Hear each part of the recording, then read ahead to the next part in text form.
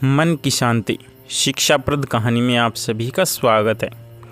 एक गांव में एक साधु रहने आया। साधु ने कठोर तपस्या कर कई सिद्धियां हासिल की थी, इसलिए साधु जल्दी ही उस गांव में और आजू बाजू के गांव में प्रसिद्ध हो गया।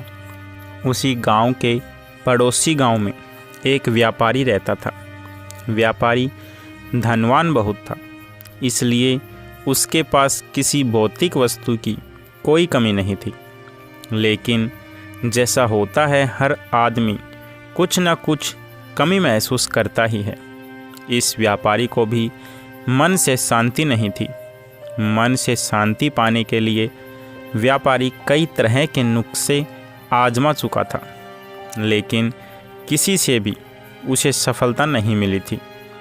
गांव के लोगों से साधु के बारे में काफ़ी प्रशंसा सुनने के बाद व्यापारी ने तय किया कि वह इस साधु से जाकर मिलेगा और उनसे उसकी समस्या का समाधान मांगेगा। हो सकता है अपनी सिद्धियों के बल पर वह उसे मन से शांति लाने में मदद करे। अगले दिन व्यापारी साधु जहाँ रहता था उस कुटिया के पास पहुँच गया। व्यापारी ने अपने मन की सारी बात साधु को अच्छे से बताई। साधु ने उसकी बात सुनने के बाद व्यापारी से कहा कि तुम्हें कुछ दिनों तक मैं जैसा कहूँ वैसा करना पड़ेगा और यहीं रहना पड़ेगा। व्यापारी किसी भी तरह मन की शांति पाना चाहता था, इसलिए वह तैयार हो गया। अगले दिन साधु ने व्यापारी से कहा कि आज के दिन तुम बाहर बैठोगे। साधु ने व्यापारी को एक जगह बताई जहाँ पर उसे बैठना था। सूरज चढ़ते ही तेज धूप सेठ पर पड़ने लगी। सेठ यह देखकर हैरान था कि साधु खुद कुटिया के अंदर छाया में बैठा है और उसे धूप में बिठा कर रखा है। व्यापारी को काफ़ी गुस्सा आया, लेकिन वह किसी तरह अपने गुस्से को पी गया। अगले दिन साधु ने व्यापारी को फिर से उसी जगह बिठाया और आज उसे खाना नहीं मिलेगा यह भी बताया। व्यापारी को समझ में नहीं आ रहा था कि साधु ऐसा क्यों कर रहा है।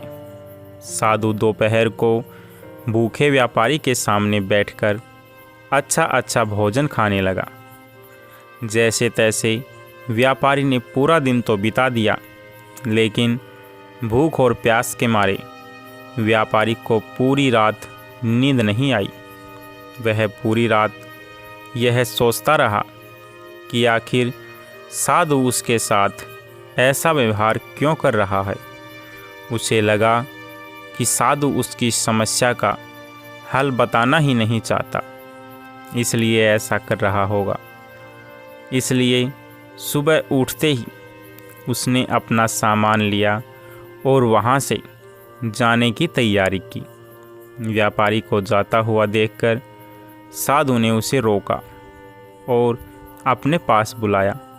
साधु ने पूछा कि वह क्यों वापस जा रहा है।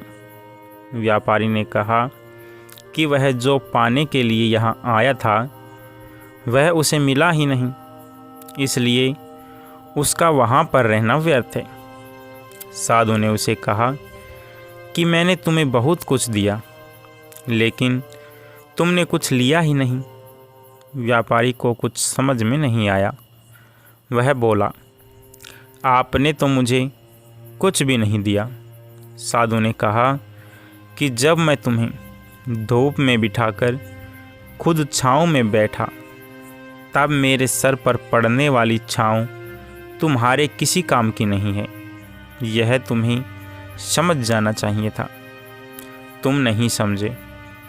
जब मैंने तुम्हें भूखा रखा और तुम्हारे सामने ही अच्छा भोजन खाया, तब भी तुम नहीं समझे कि मेरे द्वारा खाना खाने से तुम्हारा पेट नहीं भरने वाला। इसी बात को आगे बढ़ाते हुए मैं तुम्हें बताता हूँ कि मेरी सिद्धियों से तुम्हें मन की शांति नहीं मिलने वाली। जैसे तुमने अपने परिश्रम से धन, नाम, रुतबा सब कमाया है, वैसे ही तुम्हें अपने मन की शांति भी खुद ही कमानी होगी। व्यापारी साधु की बात समझ गया और उसने साधु से कहा कि मैं यहाँ किसी ताबीज़ या किसी वस्तु को पाने की आशा से आया था, लेकिन आपने मुझे उससे भी कीमती चीज़ दे दी। उसने साधु को धन्यवाद किया और खुशी खुशी अपने घर वापस लौट गया। दोस्तों, हमारे जीवन की परेशानियां हम ही हल कर सकते हैं। हाँ, किसी और से हम उन्हें हल करने का रास्ता ज़रूर जान सकते हैं, लेकिन कोई और व्यक्ति उन्हें हमारे लिए कभी हल नहीं कर सकता। नमस्कार मेरे प्यारे दोस्तों, आपको यह कहानी कैसी लगी कमेंट करके ज़रूर बताएं और आपके अपने चैनल हिंदी स्टोरी किंगडम्स को सब्सक्राइब करें। तब तक के लिए आप सभी का बहुत बहुत धन्यवाद।